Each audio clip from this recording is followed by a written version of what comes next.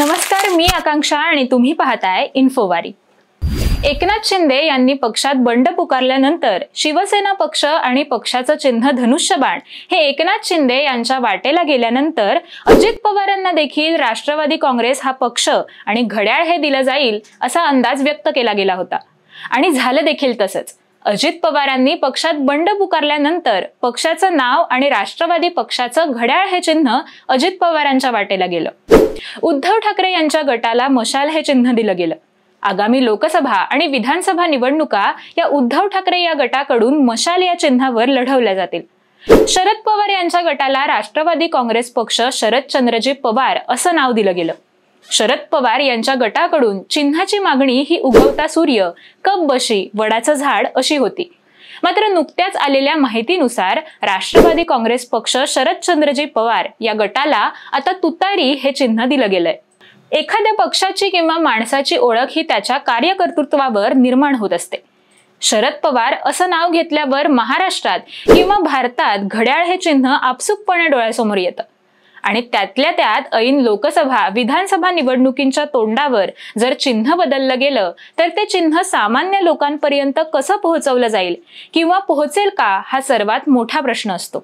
Social मीडियाच्या माध्यमातून ही गोष्ट सहज सोपी केली जाऊ शकते, मात्र तरीही खेड्यापाड्यात सामान्य व्यक्तींपुरतं शरद पवार म्हणजे घड्याळ असं समीकरण डोक्यात आहे, तर त्यांच्यापर्यंत तुतारी हे चिन्ह पोहोचवणं हेच सध्या त्यांचं ध्येय असलं पाहिजे।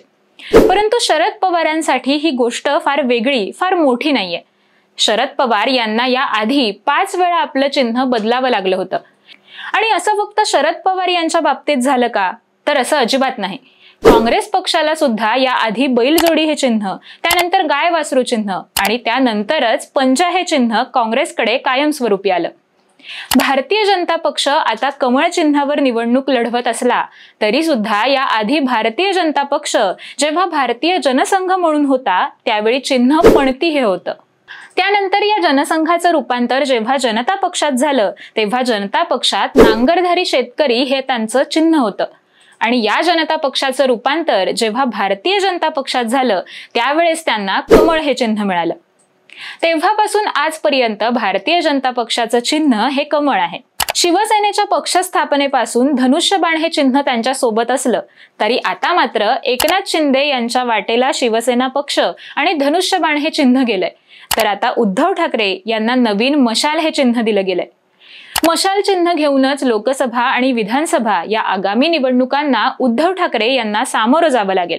मात्र त्यांच्या समोर देखील हे चिन्ह लोकांपर्यंत पोहोचवणं फार मोठं आव्हान असणार आहे, कारण शिवसेना म्हटल्यावर, ठाकरे म्हटल्यावर डोळ्यासमोर धनुष्यबाण नेहमी येतो। काँग्रेस पक्ष असो किंवा भारतीय जनता पक्ष असो किंवा कोणतीही इतर राजकारणी व्यक्ती असो, ज्यावेळेस पक्षाचं चिन्ह किंवा भूमिका बदलत असतात त्यावेळेस ते लोकांपर्यंत पोहोचवण्यासाठी कोणत्याही प्रकारचं प्रभावी माध्यम पूर्वी नव्हतं। तरी सुद्धा या लोकांनी निवडणुका लढवल्या आणि जिंकल्या सुद्धा। ज्या लोकांपर्यंत चिन्ह बदललं गेलंय हा मेसेज पोहोचला नाही त्याचा परिणाम सुद्धा निवडणुकीत मतदानावर झाला। आता मात्र सोशल मीडिया हा प्लॅटफॉर्म असा आहे की ज्या माध्यमातून शरद पवार गटाला आपलं चिन्ह लोकांपर्यंत पोहोचवणं अगदी शक्य झालं आहे। परंतु तरी देखील शरद पवार यांच्या नेतृत्वावर विश्वास असणारा जेवढा तरुण वर्ग आहे तेवढा वयस्कर म्हणजे ज्येष्ठ नागरिक वर्ग देखील आहे। असा वर्ग की जो सोशल मीडिया या प्लॅटफॉर्म पासून फार लांब आहे। त्या वर्गात शरद पवार नावाची एक वेगळी क्रेज आहे, त्यांना विश्वास आहे। मात्र आता शरद पवार यांचं बदललेलं चिन्ह त्या लोकांपर्यंत पोहोचवणं हे शरद पवारांसमोरील सर्वात मोठं आव्हान असणार आहे। सोशल मीडिया प्लॅटफॉर्म उपलब्ध नसताना सुद्धा शरद पवार यांनी याआधी 5 वेळा चिन्ह बदलावं लागलंय। 1967 मध्ये ज्यावेळेस शरद पवारांनी बारामती या मतदारसंघातून विधानसभा निवडणूक लढवली होती त्यावेळेस त्यांचं चिन्ह बैलजोडी हे होतं।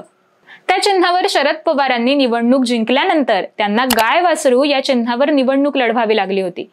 समाजवादी काँग्रेस पक्षात ज्यावेळेस शरद पवारांनी आपल्या वेगळ्या भूमिका मांडल्या त्यावेळेस समाजवादी काँग्रेस पक्षाचं चरखा या चिन्हावर त्यांना निवडणुकीला सामोरं जावं लागलं होतं। समाजवादी काँग्रेस या पक्षानंतर पुन्हा एकदा काँग्रेस या पक्षात शरद पवार दाखल झाल्यानंतर पुन्हा एकदा हाताचा पंजा या चिन्हावर शरद पवारांनी निवडणूक लढवली।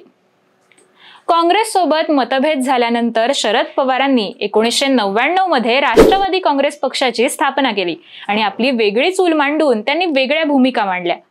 1999 पासून एक वेगळा दबाव गट म्हणून राष्ट्रवादी काँग्रेस पक्षाकडे नेहमीच बघितलं गेलंय।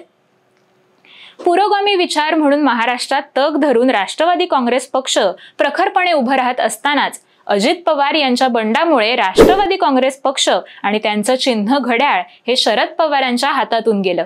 यानंतर शरद पवार काँग्रेसमध्ये विलीन होऊन पंजा या चिन्हावर निवडणुका लढवतील असं देखील म्हटलं गेलं। त्यातून काँग्रेसला उभारी येईल आणि काँग्रेसला एक नवं नेतृत्व लाभेल असं म्हटलं गेलं।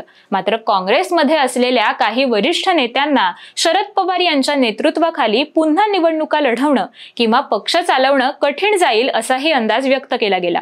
आणि असं असताना 3 चिन्हांचा पर्याय शरद पवार गटाकडे निवडणूक आयोगाने मागितला होता। मात्र या तिन्हींना फाटा देत निवडणूक आयोगाने तुतारी हे चिन्ह राष्ट्रवादी काँग्रेस पक्ष शरदचंद्र पवार यांना दिलंय। अजित पवार गटातील नेते तथा आमदार छगन भुजबळ यांनी निवडणूक आयोगाच्या या निर्णयावर प्रतिक्रिया दिली आहे। नव्या चिन्हासह लोकांपर्यंत पोहोचायचं म्हटल्यावर थोड्याफार अडचणी येणारच आहेत।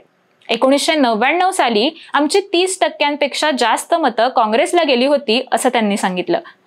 शरद पवार म्हणजे घड्याळ असं लोकांना वाटतं। शरद पवार गटाला आता तुतारी हे नवं चिन्ह मिळालंय। आता नव्या चिन्हामुळे मतदानावर थोडा परिणाम होणारच, कारण नवं चिन्ह लोकांच्या मनावर बिंबवायचं काम सोपं नसतं। आता प्रत्येकाकडे स्मार्टफोन आणि इलेक्ट्रॉनिक मीडिया आहे, त्यामुळे या माध्यमातून हे चिन्ह लवकर दूरपर्यंत पोहोचू शकतं।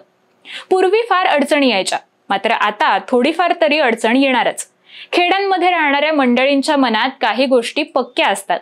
शरद पवार म्हणजे घड्याळ असं ग्रामीण भागातील काही लोकांना वाटतं, मग अशा वेळी अडचण येणारच असं मत छगन भुजबळ यांनी व्यक्त केलंय।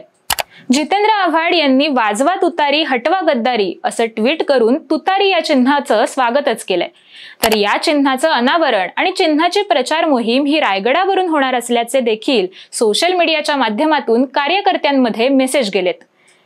चिन्ह बदलल्यामुळे छगन भुजबळ यांच्या म्हणण्याप्रमाणे 30% मतदानावर परिणाम होतो असं होऊ शकतं का, की सोशल मीडियाच्या माध्यमातून शरद पवार आपलं तुतारी चिन्ह आणि उद्धव ठाकरे आपलं मशाल हे चिन्ह लोकांपर्यंत पोहोचवतील? ते पोहोचवणं शक्य आहे का? आणि मतदारांपर्यंत पोहोचल्यानंतर त्यावर मतदान परफेक्ट होईल का, हे निकाल आल्यावरच आपण सांगू शकतो। तुर्तास इतकंच की तुतारी हे चिन्ह बदललं हे फार मोठी गोष्ट नाही। याआधी देखील भारतीय जनता पक्ष, काँग्रेस पक्ष आणि भारतातल्या विविध नेत्यांना विविध चिन्हांना घेऊन निवडणूक लढवावी लागली होती। त्यामुळे याविषयी तुम्हाला काय वाटतं कमेंट करून नक्की कळवा। आणि हा व्हिडिओ आवडला असेल तर जास्तीत जास्त लोकांपर्यंत शेअर करा आणि आमच्या इन्फोवारी या YouTube चॅनलला सबस्क्राईब करायला विसरू नका।